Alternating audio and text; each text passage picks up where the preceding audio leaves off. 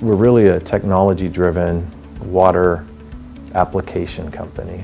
We build irrigation reservoirs, storage systems, piping systems, and filtration systems, valving systems. So we really take it from the water in the ground, or from the source of the water, all the way out to the final drop at the plant.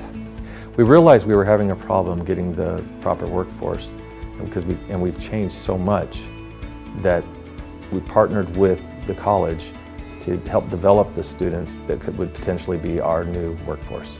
The skill set has changed from just traditional irrigation sprinklers to the current role of we now have to monitor the moisture in the soil before we even think about the sprinklers. We felt like we needed to make sure the workforce understood that relationship, and if we can get them to learn that and understand that at the college, it would only help us. Career education is a great business investment.